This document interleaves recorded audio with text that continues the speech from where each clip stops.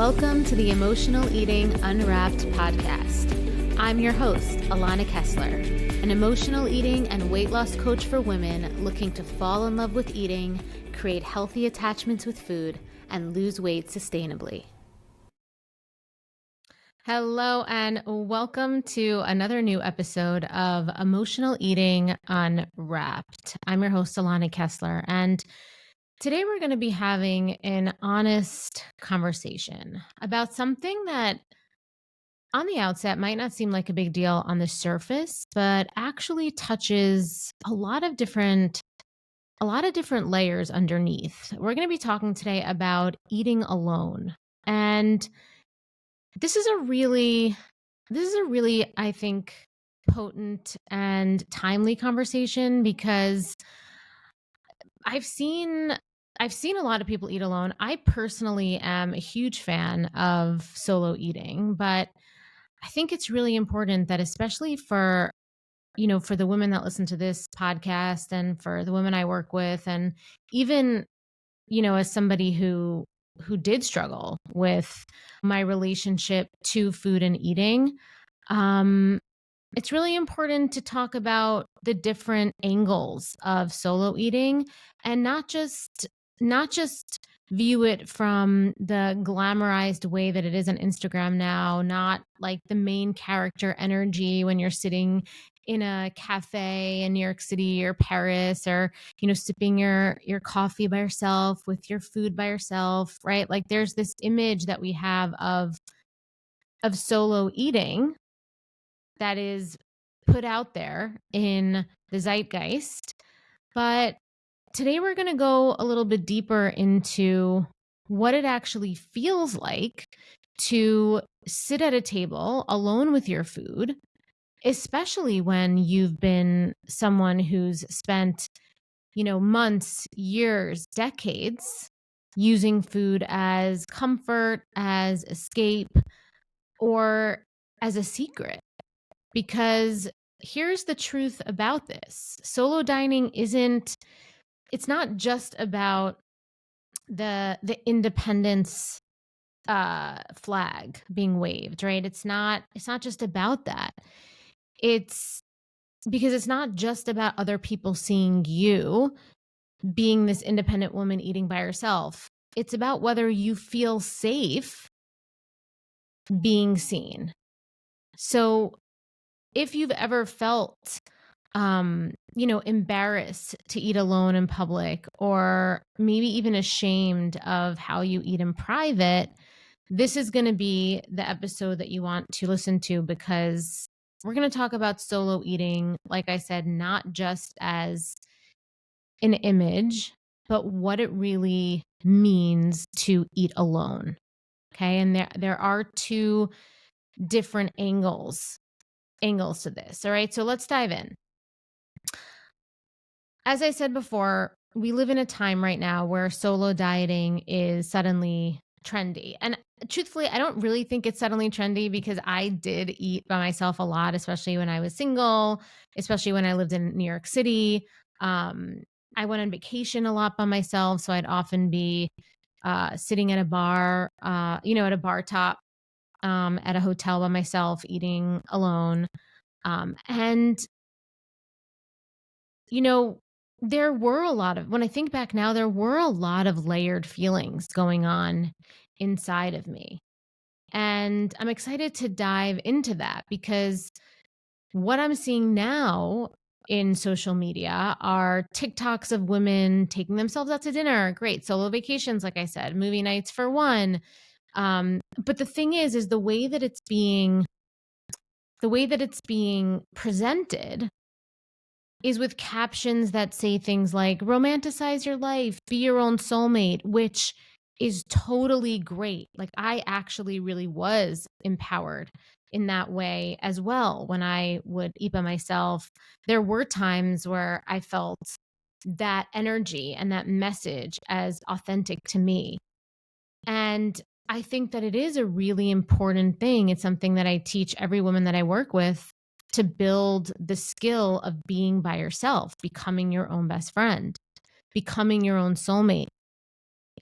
But I don't think that it happens immediately. I don't think that, if you were to just if you were to just decide, if you're somebody who does struggle with emotional eating or body shame, I think if you were to just decide to do it and hope and think that your experience is going to be like the one you see on social media, I think that without having some, pre processing and, having, doing some introspection and hearing some different perspective of experience you might have, I think you might notice that when you do get out there into the wild, having your solo dinner, it's not going to always feel as picture perfect as the internet makes it look.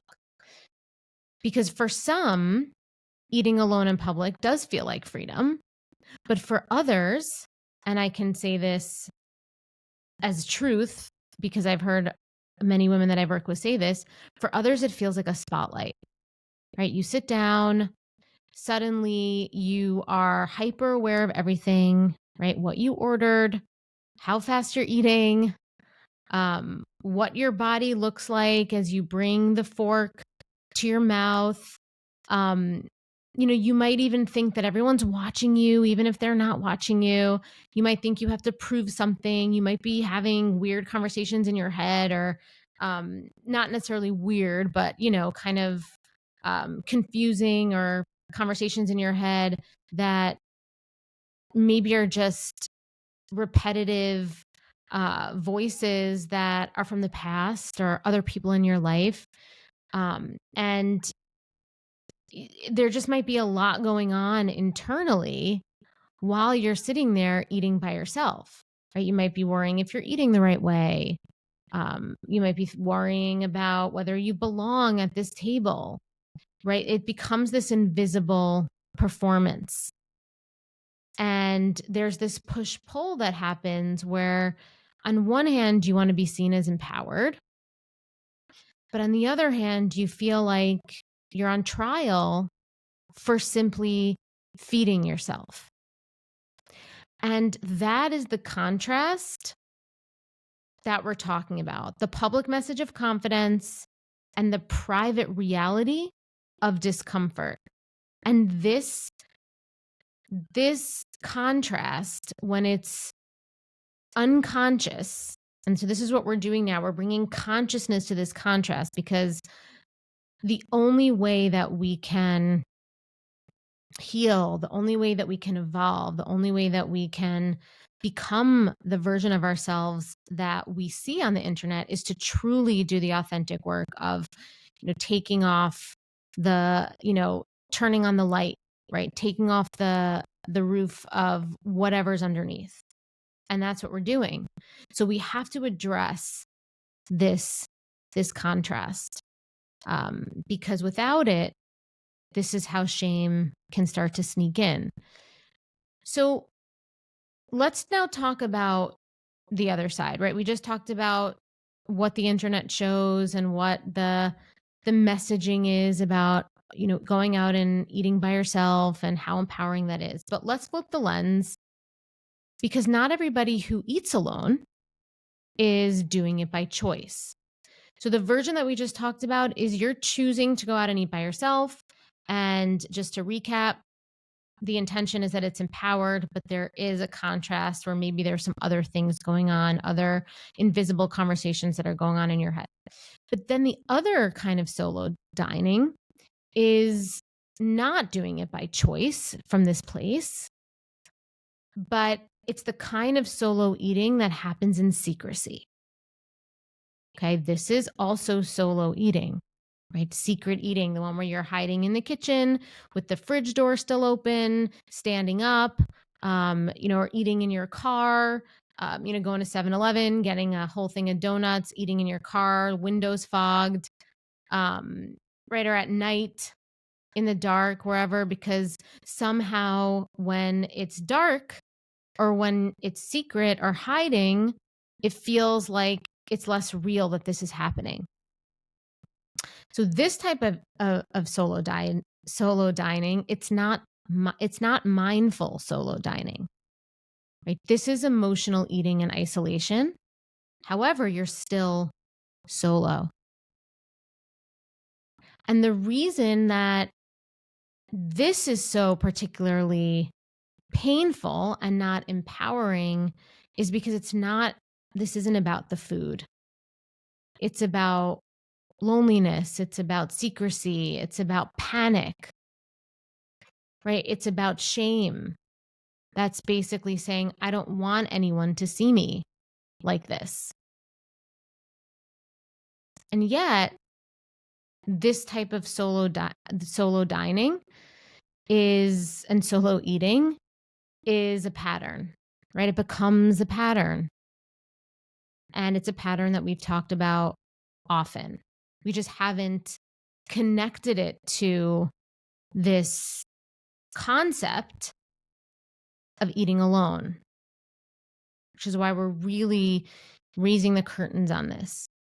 And it becomes a pattern because you're still performing, right? You restrict all day to look in control, and you want others to feel like they feel like you're in control.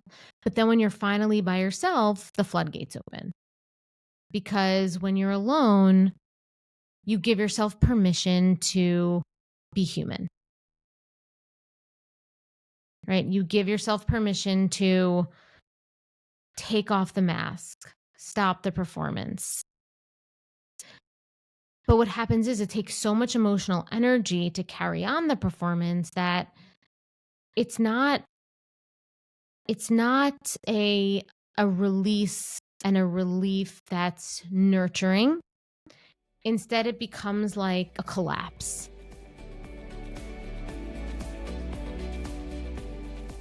I remember what it felt like to be stuck in the cycle of emotional eating.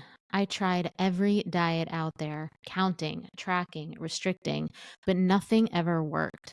Food controlled my life, my thoughts, and I constantly felt guilty after eating. But once I learned how to heal the emotional triggers behind my eating and trust my body, everything changed. I stopped obsessing over food, the weight started coming off naturally, and I found real freedom in how I ate and lived. So, I created the Sober Eating year-long mentorship to help other women experience the same transformation. So you can stop battling with food, you can lose weight without deprivation, and you can feel confident in your body again. In this mentorship, you'll have access to my proven nervous system rewiring method.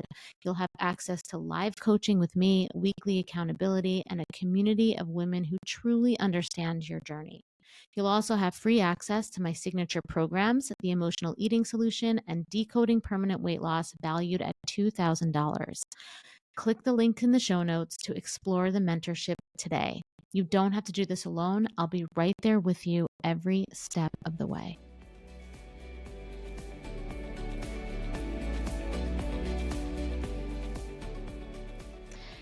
Okay, so the difference between, relaxation and collapse, or relief and collapse, or, setting down the performance where you can just be human and collapse, that's what this is. This is like so much energy is going into my day-to-day performance, and then I have a collapse, and that collapse is this secret eating.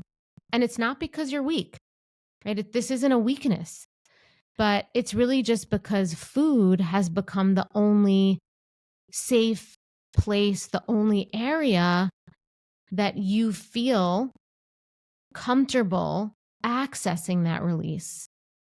Because when you do it with food, you also feel like it's not just you. You also feel it's not just you. You feel like there's something else with you that's participating and that's engaging with this, right? That's engaging with this experience.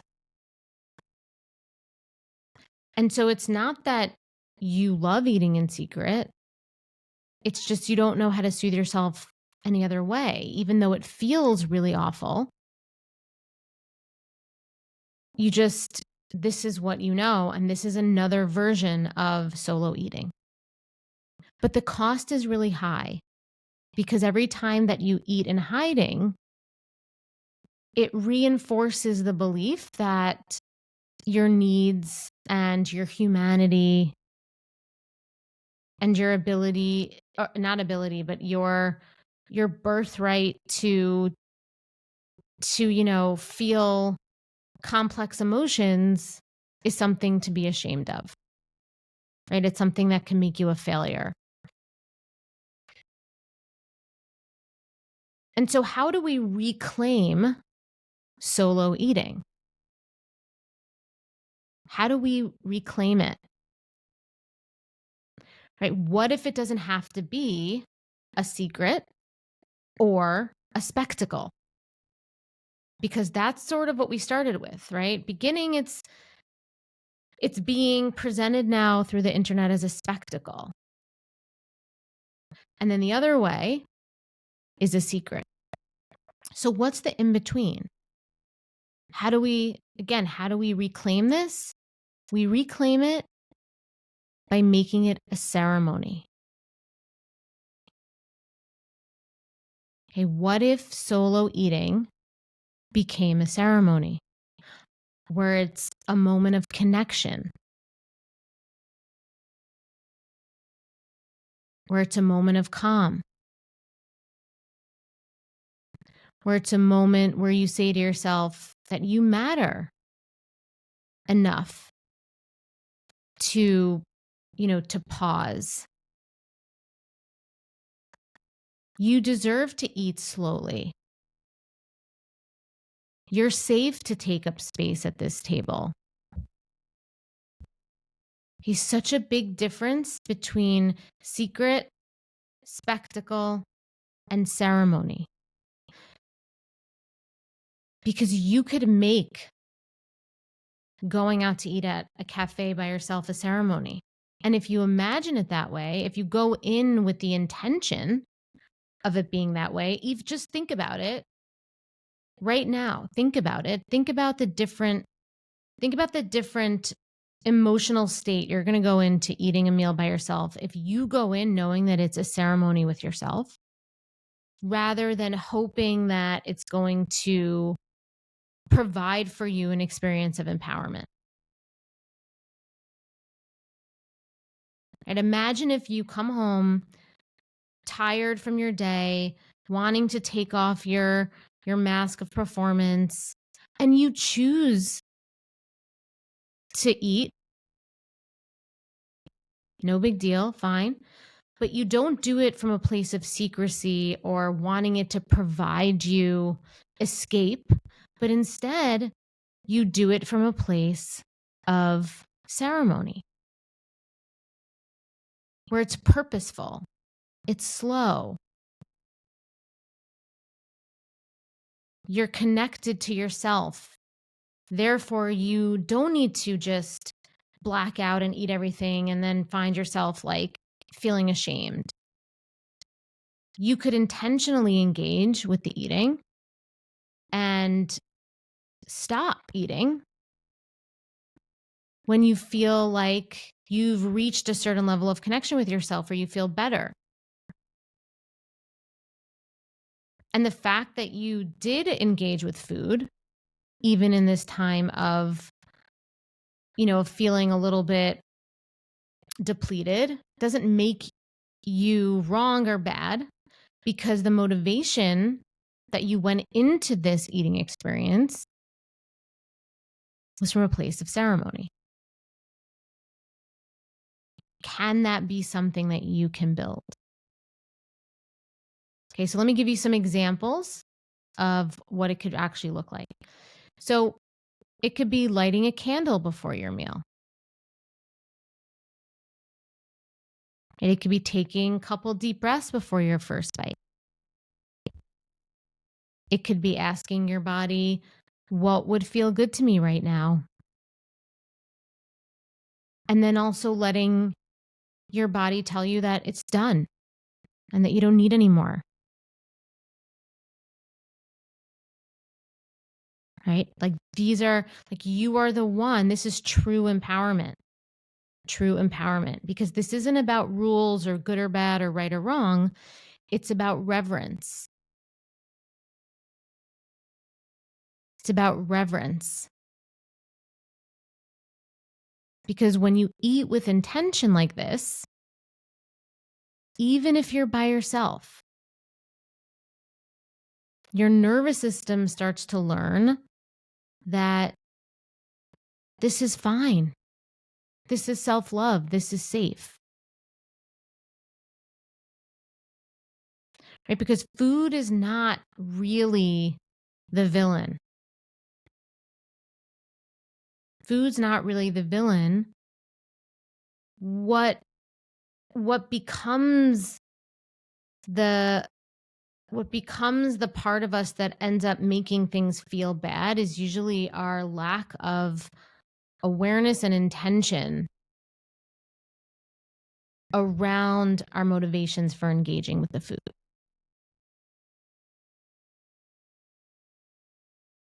And once you do this, you could begin to build new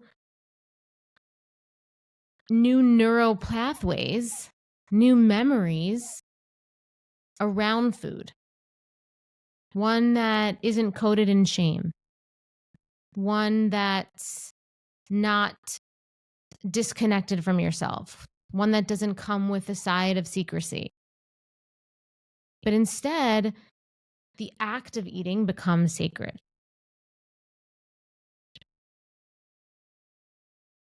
Because the real definition of food freedom is food freedom isn't about how much you eat.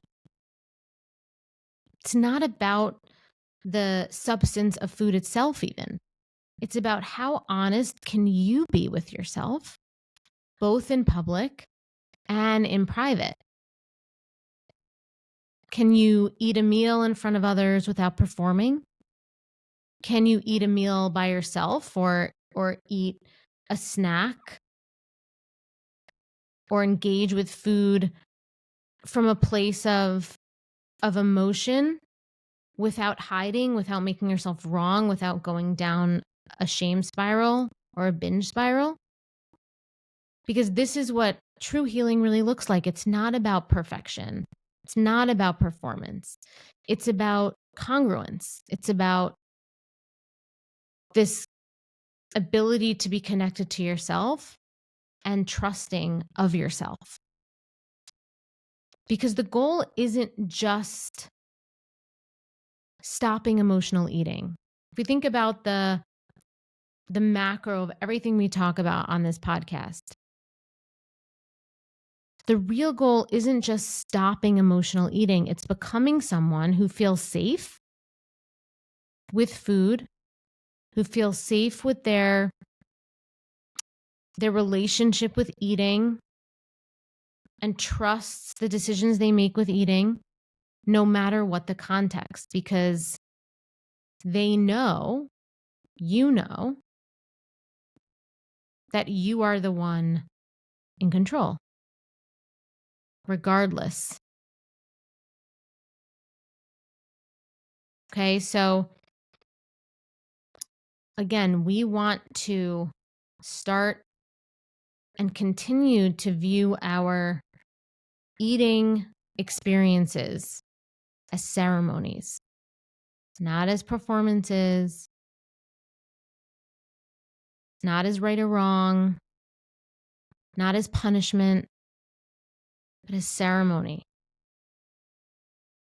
And that, when we do that, every contextual eating experience you have can be a good one. Okay? So that is all I have today. Thank you so much for listening. If you are watching on YouTube, please leave us a comment. Please subscribe to the channel, leave us a like. And if you are listening to us on Spotify, on Apple, make sure you give us a follow. We love watching our listeners go up. We love being able to come to you every week and just reaching more people with our message. So with that, Thank you so much. And until next time, I'm Alana, and thank you for listening to Emotional Eating Unwrapped.